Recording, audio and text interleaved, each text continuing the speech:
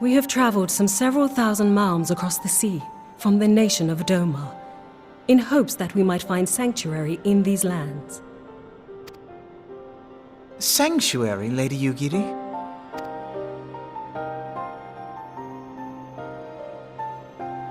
Aye. Lying within Othard, Doma was under the dominion of the Garlean Empire, as I'm sure you are aware. When the War of Succession broke out in Garlemald, we espied an opportunity to free ourselves from the yoke of imperial oppression and took up arms. Only to be crushed. And so I gathered what few Domans escaped the reckoning and guided them hither to your shores. A war of succession? Then the Emperor... Forgive me. You said that Doma was under Imperial rule, did you not? Doma is gone. Razed to the ground as an example to the other provinces.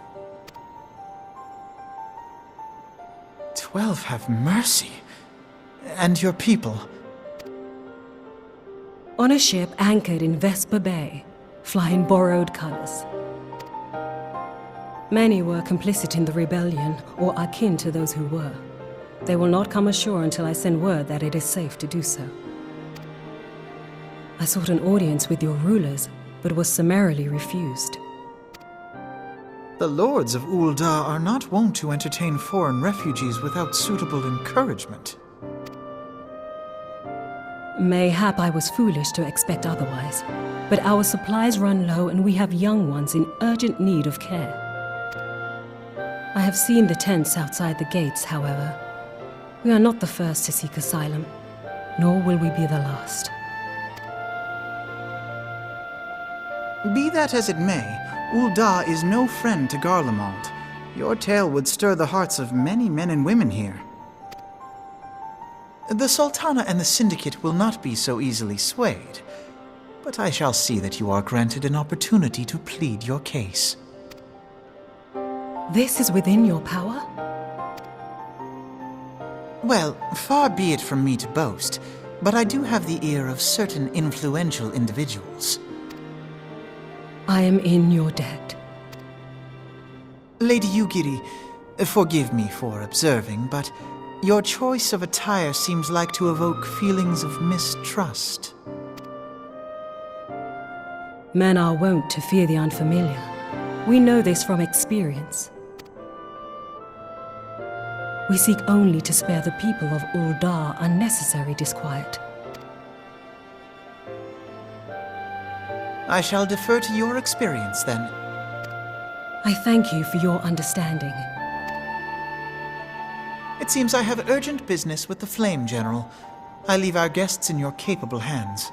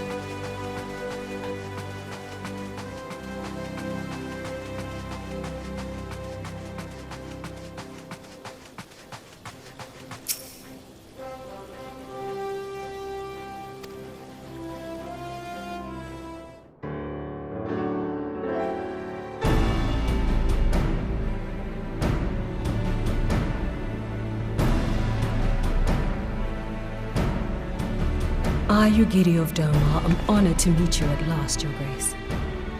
To mark this auspicious occasion, I should like to present to you the finest treasures our humble nation has to offer. Alas, the circumstances which have brought me here today have divested me of both time and dignity. I come before you as a pauper in direst need of aid, to request that you grant my people asylum. I, Nanamo, 17th in the line of Ul, welcome you to our city. Be at ease, Lady Yugiri. Although I myself have heard the tale of your misfortune, I would ask that you recount it once more for the benefit of the others here present. As you wish, Your Grace. For many years, my nation, Domar, suffered under the yoke of imperial rule, and my people yearned to be free. Thus, when a war of succession broke out in Garlemald, we sought to take advantage of the chaos and reclaim our liberty. Alas, our enemy proved less preoccupied than we had hoped, and our rebellion was put down in the most brutal fashion. Those who survived, how many do they number? More than 200 souls huddle within the cramped confines of our own galleon's hold. Yet this figure accounts for but one of a number of ships which escaped the purge. It is my hope that you will allow us all to dwell within your walls. Should that prove unfeasible, however, I humbly ask that you accept as many of my people as your resources allow. Pray understand, we do not beg a boon, but propose instead an arrangement. We would serve as soldiers or tradesmen until our debt is repaid. What are the Syndicate's opinions on this matter? I, for one, think it's a marvelous idea. Lady Yugiri and her people strike me as an industrious lot, and there are parts of the city which have yet to be fully restored. If they are willing to work, I see no reason not to let them. The head of the Mirage Trust is not known for his generosity. He sees profit in this. I agree. That said, these are foreign refugees. To admit them would require a formal resolution. Shall we call a vote?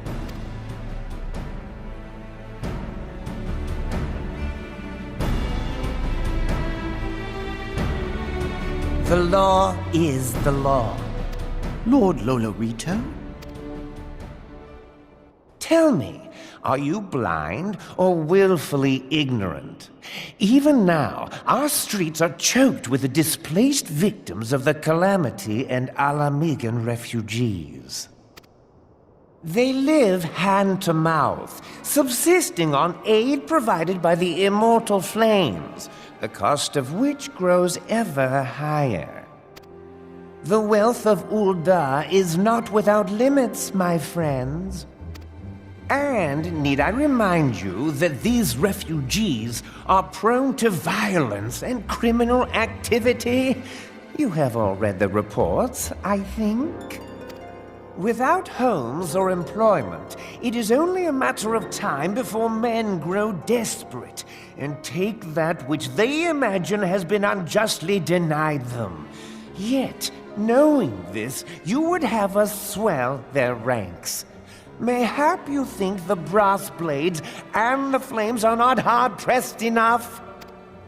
Some say the chairman of the East Aldenard Trading Company passes Gil thrice daily. This may explain how he came to be the wealthiest man in Ul'dah. Or it may simply be that he's ruthless beyond reckoning.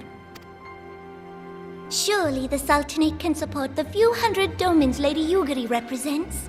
That our resources have been taxed, I do not deny.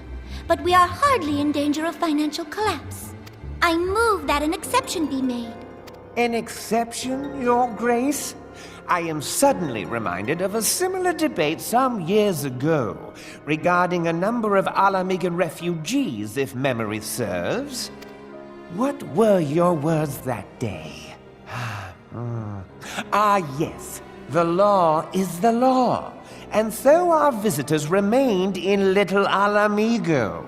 Mayhap our wise and benevolent Sultana would be so good as to enlighten us as to which other of our laws should not be upheld. Mind your tongue, Lolorito. My lord, I share your concern for the welfare of our great nation, but we must endeavor to take a longer view. You know as well as I that people can be a resource still more precious than gil. Precious or not, they were never yet so reliable. And unlike those who frequent your establishment, I have no desire to gamble with my future. Uldar's greatest asset is, and has ever been, her material wealth. We risk this at our peril. One need only look to Teleji Adeleji's example for evidence of the danger in allowing sentiment to dictate policy. How far the vaunted Mirage have fallen, both in repute and profitability, since he began employing refugees. How I choose to conduct my affairs is not your concern, my lord. A proposal has been tabled. Given its urgency, I move we forego further debate and call a vote. To accept the Doman refugees or not. Those in favor, I bid you remain. Those opposed, I bid you leave.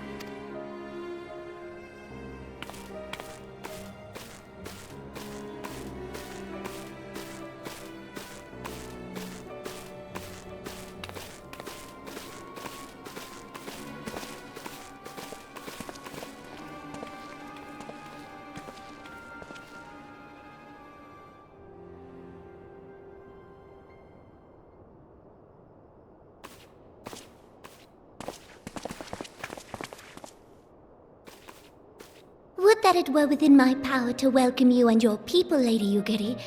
As you have observed, however, my authority in such matters is regrettably limited. Without the consent of the Syndicate, I cannot act.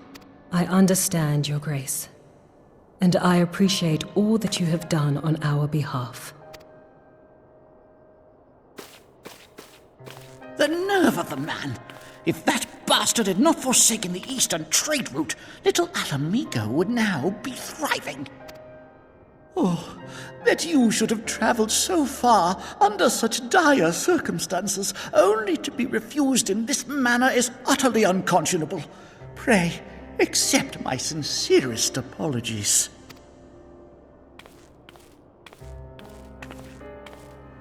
Now that the Empire no longer poses an immediate threat, they see little reason to maintain the pretense of unity. The Monitorists have grown especially defiant of late. Lord Lolorito most of all. But this is neither the time nor place for that discussion.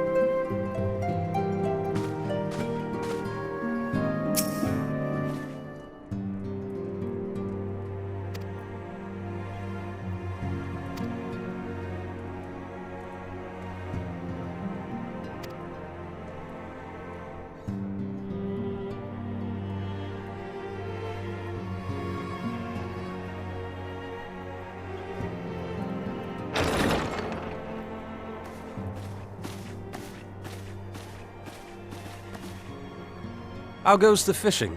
Caught anything slippery? Aye. Our suspicions were well founded. The Serpent Reavers are indeed the culprits. The plot thickens. Has there been any movement in Thanalan?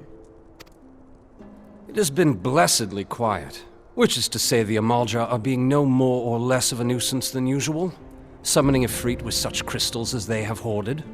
Urianger, too, reports not out of the ordinary.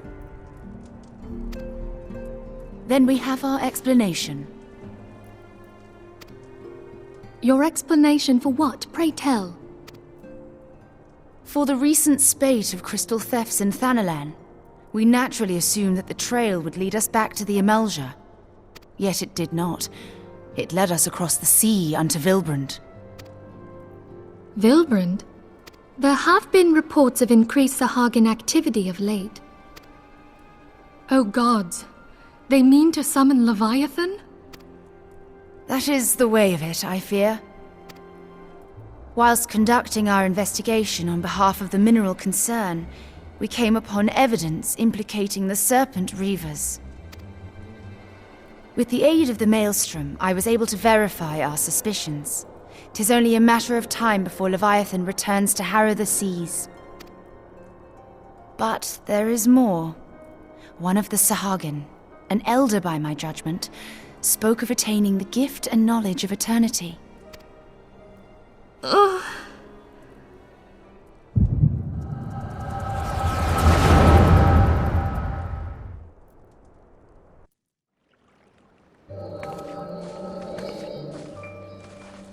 Such a disturbance in the ether.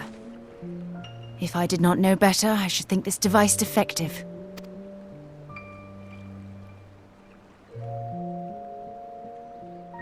And there is the explanation.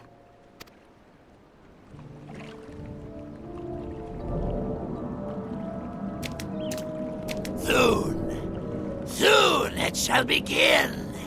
Our Lord shall rise midst surging waves to wash away the finless ones.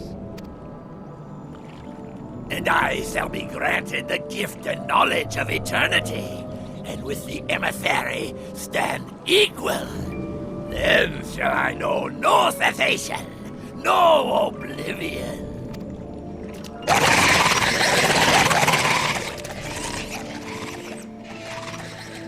Whence comes this promise of immortality? The emissary? We have outstayed our welcome.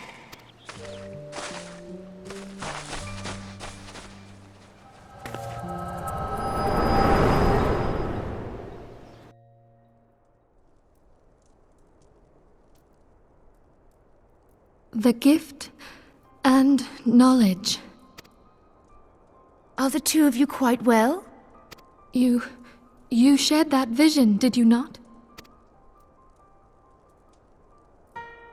Even before the Sahagin made mention of the emissary, I recognized Elidibus's words. He is behind this. But surely it is not within his power to grant the echo. My lady, unless we act swiftly, Leviathan will rise again. The Admiral has already requested that we intervene to prevent this. Failing that, we are to attend to the Primal's extermination. She will have our full cooperation. Let us make haste to Limsa Lominsa. I mean to play a part in this mission. Tataru, pray, take charge in my absence. My lady, are you sure this is wise? I am aware of the risks, but there is something I must see with mine own eyes. The true nature of the echo. Very well. I shall not stand in your way. On the condition that you permit me to accompany you as bodyguard. Your company is ever welcome, Thancred. I take it something ill is afoot. Aye, a Primal is about to be loosed upon Eorzea. A primal? A godlike being whose very existence is a bane upon the land. We scions of the Seventh Dawn are sworn to put an end to their kind.